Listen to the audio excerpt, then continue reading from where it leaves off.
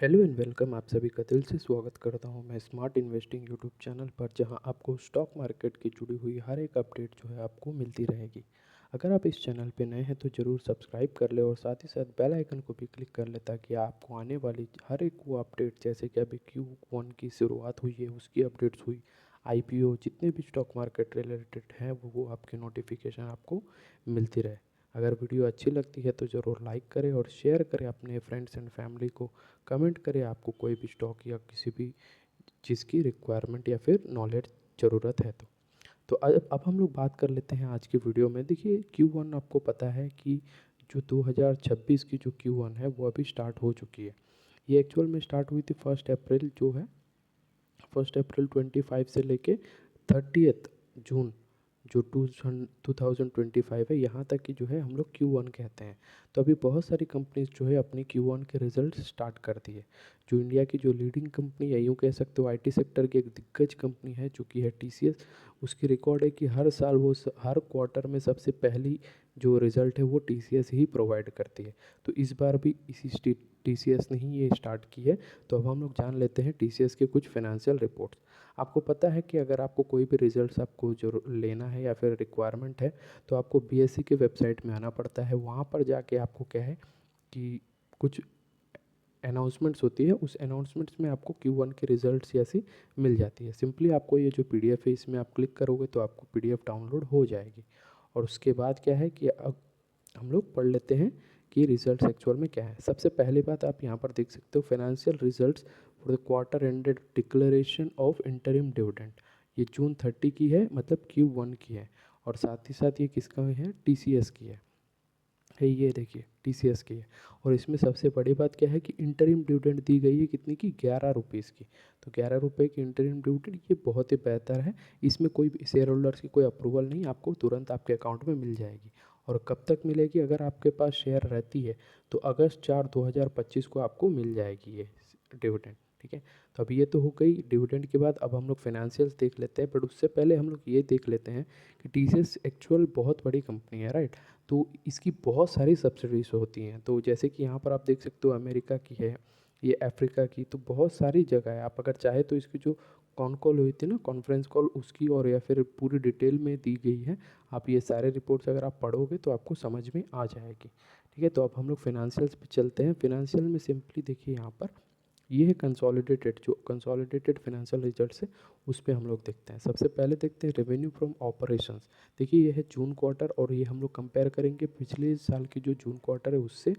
और मतलब पहले क्वार्टर, ये Q1 और ये भी Q1 है, और ये है लास्ट क्वार्टर जो कि है 31 मार्च की आई थी। ठीक है, तो हम लोग इस हिसाब से कंपेयर कर लेते हैं। सबसे पहले है रेवेन्यू फ्रॉम ऑपरेशन, जो कि आप देखोगे तो ये डिक्रीज़ हुई है, बट प्रीवियस ईयर के साथ देखोगे तो थोड़ी सी जंप है। अगर आपको नहीं दिख रहा है तो मैं आपको लिख के भी बता देता हूँ। तो पहली थी 62,000, ये सब के सब अमाउंट जो है ये क्रोर्स में है। और ये अभी कितनी हुई है, 63। और पिछली क्वार्टर में कितनी थी, 65। मतलब आप देखोगे तो पिछली साल से तो जंप है, बट इस साल के जो पिछले क्वार्टर से आप देखोगे थोड़ी सी डाउन है। तो इससे हमें क्या पता चलता है कि रेवेन्यू में थोड़ी दिक्कत हुई है। अब हम लोग पूरी फिनेंशियल देख लेते हैं। अब एक्सपेंसेस, अब देखना है एक्सपेंसेस। तो एक्सपेंसेस भी देखोगे तो थोड़ी सी घटी है प्रीवियस क्वार्टर के साथ, और प्रीवियस ईयर के साथ देखोगे तो बढ़ी है। तो एक्सपेंसेस ओवरऑल ठीक ठाक ही है, बट क्योंकि यहाँ पर रेवेन्यू जो है वो कम हुई है, इसीलिए क्या है कि हमारी जो ये जो प्रॉफिट है उस पर इफेक्ट करेगी। तो यहाँ पर हम लोग प्रॉफिट में देख लेते हैं। प्रॉफिट आप अगर देखोगे, प्रॉफिट फॉर द पीरियड, यहाँ पर ये देख सकते हो। इसमें क्या है कि 12,819, ठीक है, ये आई है इस बार के। और पिछली बार कितनी थी, 12,293। और पिछली साल कितनी थी, 12,105। मतलब देखोगे तो यहाँ से भी अच्छी खासी अपसाइड है, और यहाँ से भी अच्छी खासी अपसाइड है। तो ये हो गई प्रॉफिट। तो ये बेहतर है मेरे हिसाब से, सब कुछ सही है यहाँ पर। बट जो एक्सपेक्टेशन होती है ना, मार्केट की कुछ एक्सपेक्टेशन लगा के रखी हुई रहती है, तो वो हमें देखना बहुत ज़्यादा ज़रूरी है। तो साथ ही साथ आप यहाँ पर देख सकते हो अर्निंग पर शेयर, ये भी पिछली बार से अच्छी खासी बड़ी है। अच्छी खासी मतलब ठीक ठाक बड़ी है। और क्वार्टरली भी देखोगे तो ये भी बहुत ही बेहतरीन बड़ी हुई है। तो अब हम लोग सेगमेंट वाइज थोड़ी चेकआउट कर लेते हैं।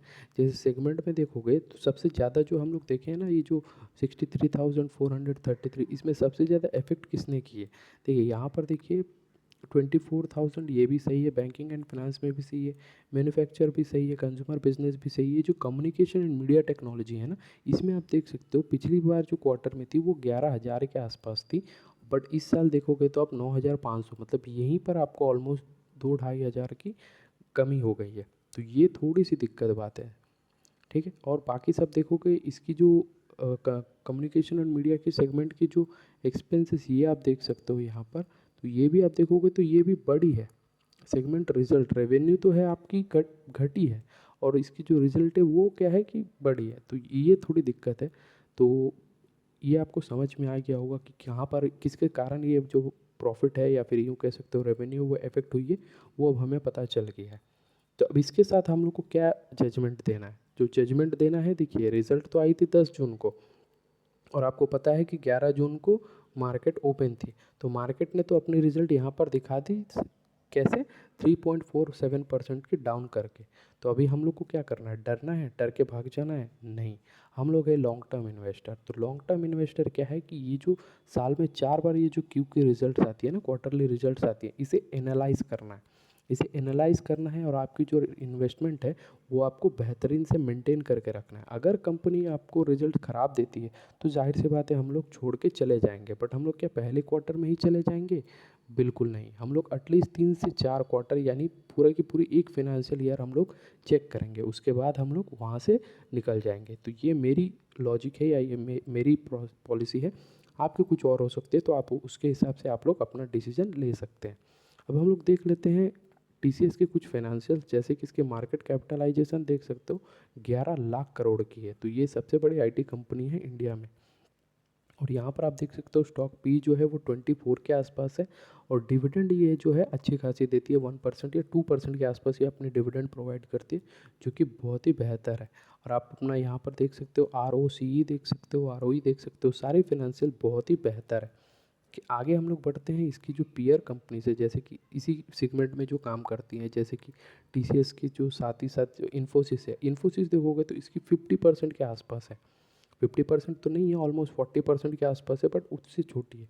तो पूरी इंडस्ट्री में देखोगे तो सबसे लीडर कौन है? टीसीएस।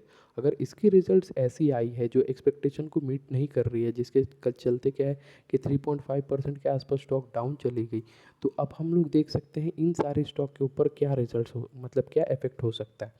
जब इतनी लीडिंग कंपनी को ऐसी इफेक्ट हुई, तो जाहिर सी बात है ये सब कंपनीज को भी थोड़ी बहुत इफेक्ट होगी।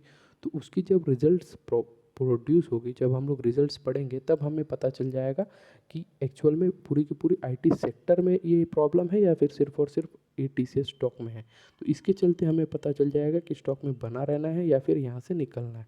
क्योंकि एक लार्ज कैप कंपनी है, तो ऐसे कोई निकलने की कोई बात तो नहीं है।